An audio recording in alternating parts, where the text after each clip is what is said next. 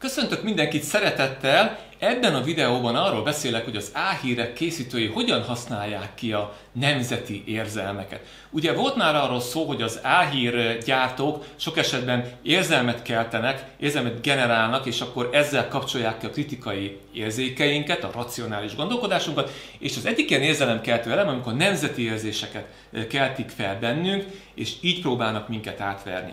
Az egyik ilyen idézőjelben legszebb példa néhány évvel ezelőtt történt, hogy a japán parlamentben Trianonról beszélnek. Erről szólt egy YouTube videó, ahol valóban japán parlamenti ülést láttunk, és magyar feliratban arról szólt, hogy a japánok mennyire megemlékeznek Trianonról, ezzel ellen tenni kell valamit. Ez mind nagyon szép és jó, a probléma csak az, hogy a valóságban nem erről volt szó, tehát az automatikus YouTube fordításból kiderült, hogy a Covid vírussal kapcsolatos intézkedésekről volt szó. Ami még egyébként itt álhírre utaló jel az, hogy sehol nem jelent meg, tehát néhány gyanús közösségi média poszton kívül sehol egyetlen egy megbízható mainstream média forrás vagy hivatalos forrás nem közölte a hírt. Ha tényleg ez lett volna, ha tényleg a japán parlament foglalkozott volna Trianon ügyével, akkor az bekerült volna a sajtóba, arról már hír lett volna, de csak ilyen gyanús oldalakon lehetett látni, és csak ezt a nagyon furcsa videót, de ettől függetlenül nagyon sokan megnézték és nagyon sokan elhitték, azért, mert ugye a nemzeti érzéseikre alapozódott. Tehát ügyelni kell, még ezzel is vigyázni kell, mert erre alapozva is át tudnak minket verni a csalók, illetve a kommentek is le voltak tiltva ez alatt a videó alatt, és ez is gyanús lehet, amikor a komment le van tiltva, nem minden esetben, de ez esetben valószínűleg azért volt, mert ugye oda kommentálták volna, hogy nem arról szól a videó, amit egyébként írtak. Tehát bármennyire is fontosak nekünk ezek a dolgok, legyünk óvatosak, mert a nemzeti érzelmeinkkel is vissza tudnak élni.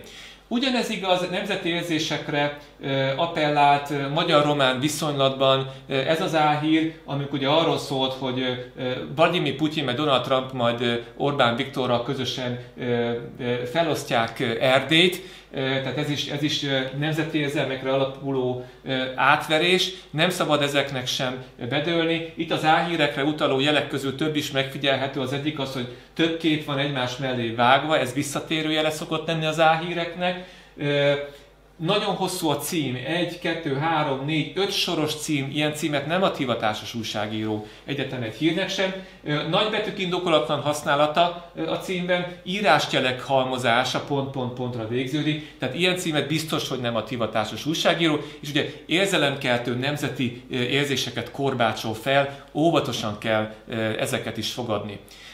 Ugyanez igaz, döntöttek, módosítják a trianoni határokat, nagyon-nagyon szépen hangzik így elsőre, de ezt is óvatosan kell kezelni. Ez a hír, ez inkább egy manipulatív hír, de ez arról szól valójában, hogy az Ipoly folyónak új medret alakítottak ki nemrégen, és 177.800 négyzetméteren területcsere történt Magyarország és Szlovákia között, ez 2016-os hír, tehát enyhén szólva túlzás az, amit ez sugall. Ugyanez igaz, hogy ugye a találékony székely ember kicselezte a román IQ bajnok törvényt, ugye a gúnyos stílus az mindig incsen minket óvatosságra, amikor ilyen megfogalmazást látunk. Nem lehet zászló a román törvény miatt, hát akkor kicselezi a székely, a furfangos székely táblán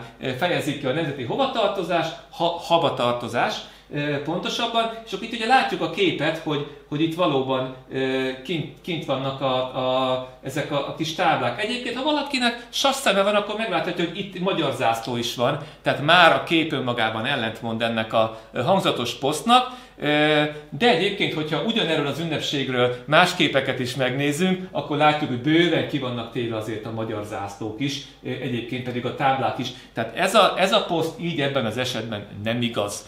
Tehát legyünk óvatosak.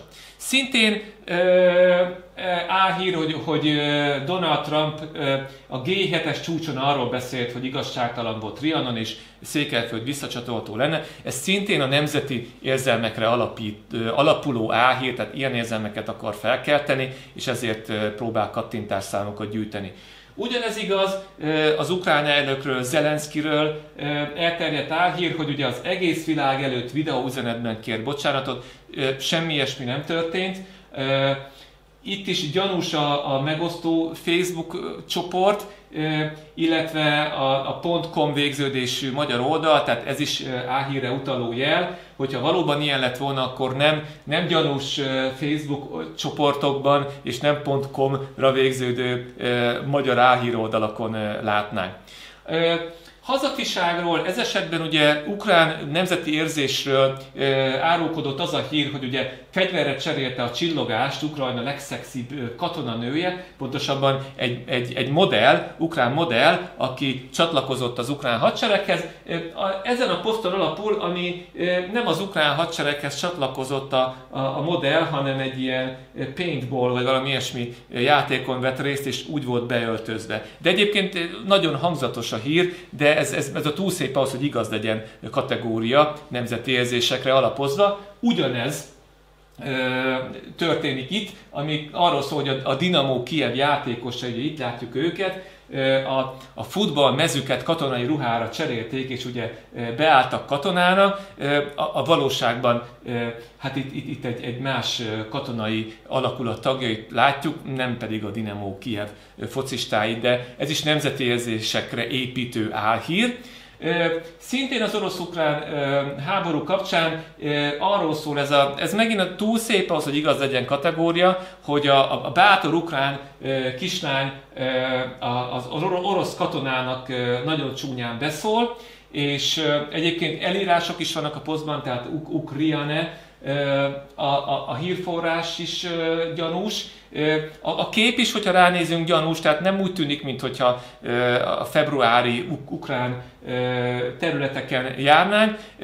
Valójában a kép az Izraelben készült, és egy palesztin kislány szól be egy izraeli katonának, akik a katonai egyenruhában jártasak, azok például az egyenruháról meg tudják állapítani, hogy valószínűleg nem orosz katonáról van szó. Tehát mindig a részleteket kell megfigyelni, tehát az ördög mindig a részletekben rejlik. És még egy ilyen, szintén az orosz-ukrán háború elején terjedt el ez a Kijev szelleme nevű legenda, ami egyébként sok esetben a háborúzó megtámadott fél körében jellemzőek ezek a legendák, tehát szükség van lelkierőre a kitartáshoz a háborúban, tehát egyfajta ilyen társadalmi funkciót is betöltött ez az álhír, de ettől függetlenül nem igaz, tehát nem létezett a Kijev szelleme nevű ukrán pilóta, aki egymás után lövöldözgette le az orosz vadászgépeket. Tehát, hogy nagyon-nagyon óvatosan kell bánni, főleg az ilyen felfokozott helyzetekben, mint például egy háború a hírekkel, mert legendák, megalapozatlan értesülések sokszor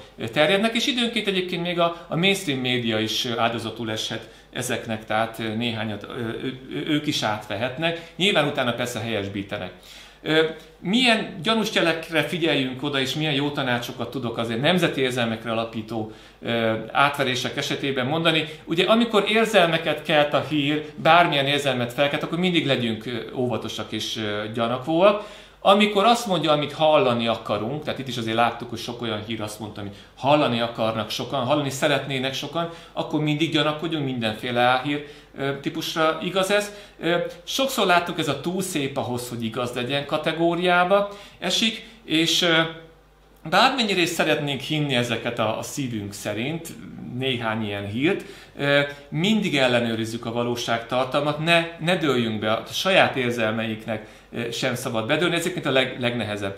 Ilyenkor szintén gyanús az, amikor a szuperszenzációs hírt csak néhány közösségi média posztban láttunk, vagy nem megbízható hírforrásokban, nem közlik mainstream oldalak, nem közli nemzetközi sajtó, akkor mindig gyanakodjunk, hivatalos források nem közlik. Amikor a magyar nyelvű oldal nem .hu-ra végződik, az szintén egy ilyen gyanús jel lehet. A forrás mindig betűről betűre ellenőrizni kell, mert ott is lehetnek eltérések, nem az adott média hivatalos oldala, mint aminek mutatja magát a link. Csak hivatalos forrásokból származó, több helyen is megerősített, ellenőrzött információkat higgyünk el.